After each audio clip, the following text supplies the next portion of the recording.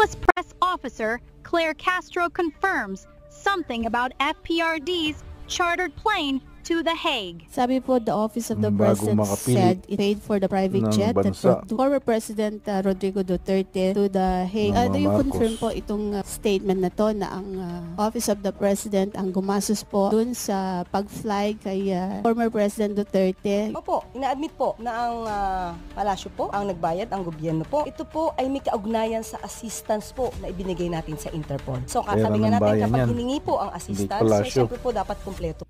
Palace press officer Claire Castro God. confirms something about FPRD's chartered plane to The Hague. Sabi po, the Office of Hindi the daw President niya said it paid for the private jet that brought Yung former piano President ng Rodrigo ICC. Duterte to The Hague. Ngayon, Do you confirm po itong siya pang statement na to na ang Office of the President ang gumastos po bayad dun sa ng pag-fly kay former Perang President tao? Duterte?